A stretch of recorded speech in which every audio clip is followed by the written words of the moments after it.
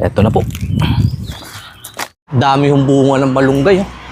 Para lang sitaw na nakasabit. Hindi ho nila pinapansin. Yari ito sa akin. May upload po ako nito noong nakaralinggo. Niluto ko siya sa sardinas. At napanood nga ni Kanayong JR Amatorio.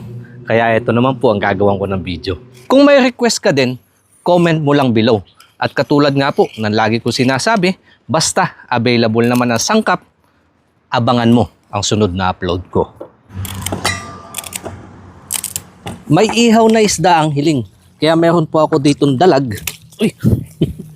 Binabad ko na yan magdamag para humalinis yung kanyang laman dahil hindi ko na tatanggalan ng kanyang bituka. Ayan.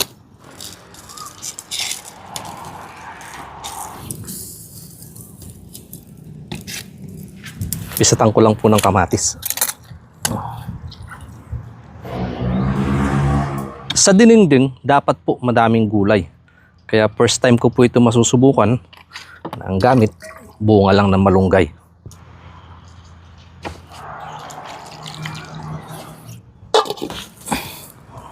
Ang ganda po ng pagkakaihaw. Malalaman mo luto na yan kapag gantong bumuka na siya ng kusa. Ibig sabihin, para lang din yan kay misis. Pwede mo nang kainin.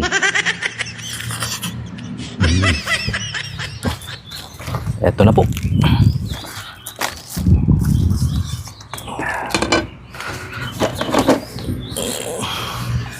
Kain na tayo mga kanayon. Nilalapit ko po Ama ang pagpapala na nasa aming harapan. Basbasan po ito in Jesus' name. Amen.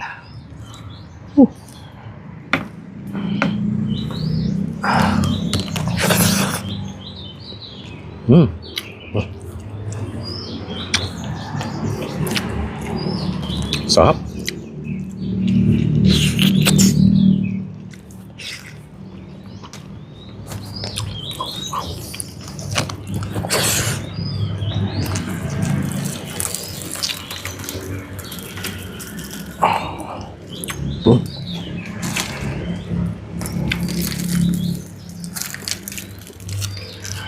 Ganda ng pagkakaihaw.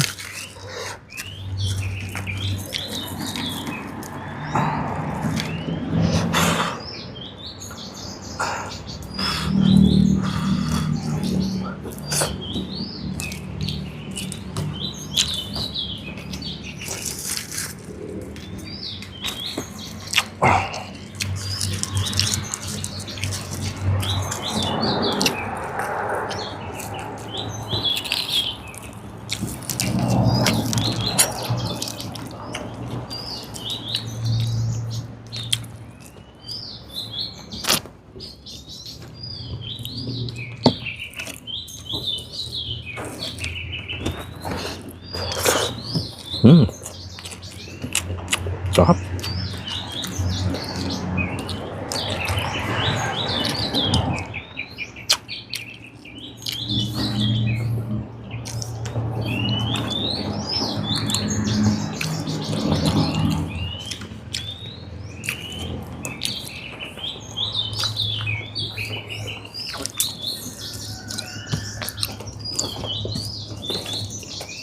Basta ho talaga sa hiwa.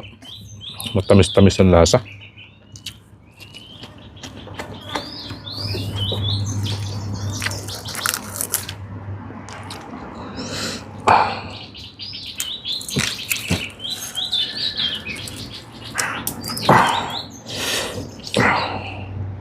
Init. Walang bituka.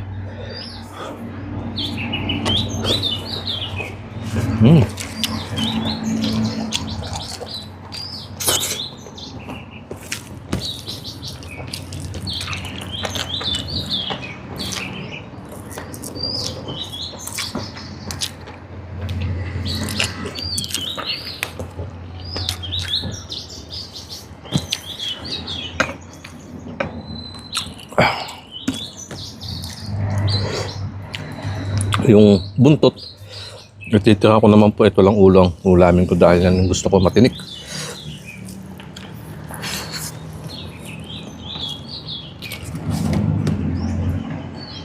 Pansasahog ko naman yan sa mga iba pa sasabawan kong gulay.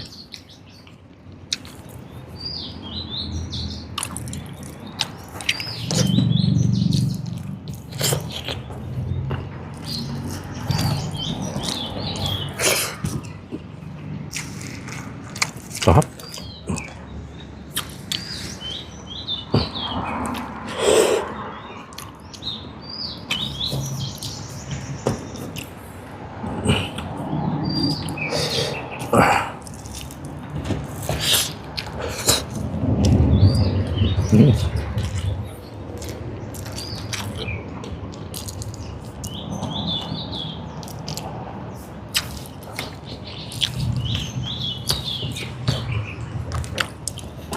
Dadagdag pa ako ng kanin mga kanayon. Built-in. Naipakita ko naman na po yung paraan ng pagluluto. Kung hilig mo din ng bunga ng malunggay o kung kumakain ka din po yan, subukan mo din magdinengdeng. Maraming salamat po mga kanayon. Kain po tayo.